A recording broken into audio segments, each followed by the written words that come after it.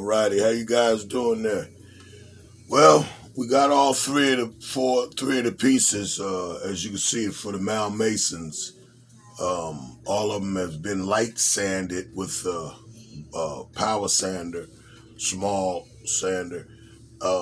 These are of course, the two temples and the top arc, which is for the Mount Mason piece.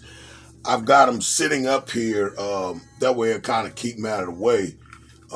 They're sitting on a pegboard, which is a drying board, which will be used later on as well, when you finish varnishing them and so forth. So they could be up in the air, suspended, and not on the ground or trying to lay them on a mat. Small alligator clips and the toggle in the bottom board was kind of needed. Trying to move that over some so you see it. So we're gonna go with the top piece. As you can see, I started sanding some of it already.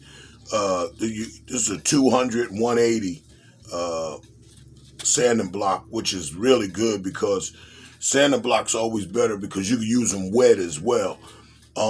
Once this is finished being sanded to get it prepped, the color that I chose to restore it is the red mahogany. You want to use wood finish penetrating stain. They got a lot of stains out there, the gel stains and so forth, but those are not as good. You want to get your nice penetrating. Then that way, once it should dry like that. And when you put this with two coats of lacquer on top of it, the frames are going to be gorgeous. But this one I'm using is red mahogany to give it the red back, to give the red back to the wood, original wood color. And that's a penetrating stain as well.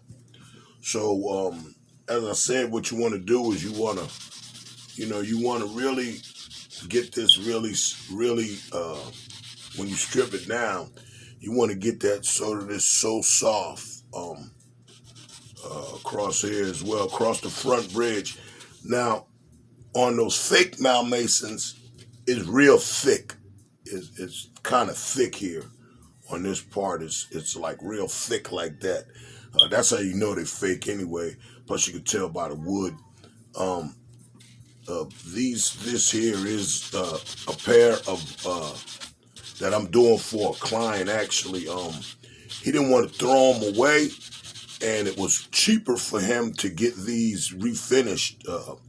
As I said, I'm probably one of the only ones in the United States to know how to really do these the right way. Now, you'll see a lot of people, they may see this video and say, well, I could do that. Okay, you crack this piece right here, or one of these other pieces trying to get it out, you in trouble. I done did this over maybe 15, 20 times. So I know the right tools and things that you need to get it out.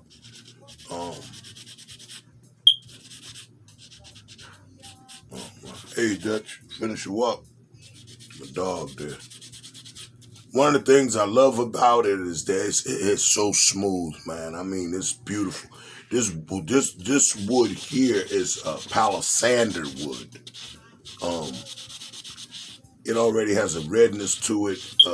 You want to smooth this out so that the drill, not the drill, but the lines that I use to strip it are gone. You don't want none of that on there. You just want it nice and smooth like that. And then once you finish, you're able to just clamp it up here like that, get it out the way. Now, next is the arms. I haven't done any of these, the temples. Now, the temples, as you can see, kind of really rough. I done stripped them all down to nothing hardly. And like I said, these are one of the newer style temples because the other temple that the guy had broke. Now, the temple can be replaced if you can find a piece of it that he had. Well, he fractured these and all the way off, so he had to have new temples put on. So that's what these are. And it's not like if you break this temple that you can change it out. You know, when you do one of these Malmasons, you have to strip the whole thing. You have to strip all of it. Because if you don't strip it, one will be a reddish color, one will be a brown color. They all have to be restained the same color. so that they match on the glasses. I knew a guy that he had did a pair of the frames, tried to do like me and did a pair of the frame, and he left the top part, the old enamel on it, and the side temples were beautiful and new.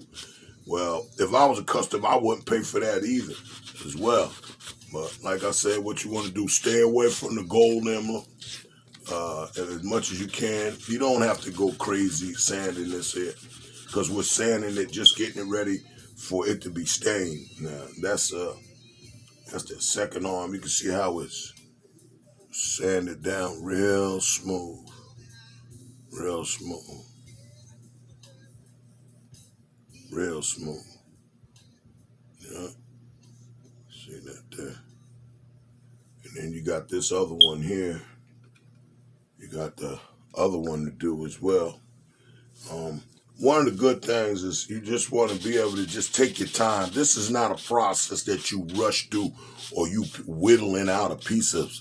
These glasses, when they're finished, as you can look online, we're talking $5,000. Somebody, it's cheaper for them to have them restored, which I do that as well. Restore all the frames that I'm doing with these. To rather pay, $600 or $700 to have them fully restored, new screws, new nose pieces, refinished.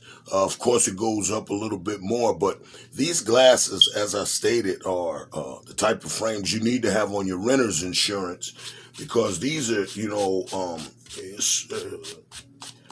about as expensive as a small used car. So, a very small used car, but but you want to get everything right on it. You want to do it so that nothing looks shabby and it looks all bad on it.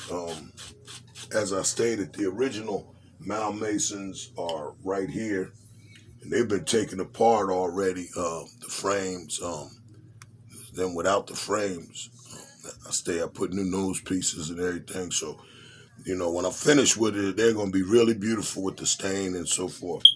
But for right now, I just wanted to show you the three pieces that are off and they're cleaned up. And next video will be me adding the varnish to them and doing the rub down. But I didn't want to go through all that on video, because if you know how to stain, then that's basically the basic stain.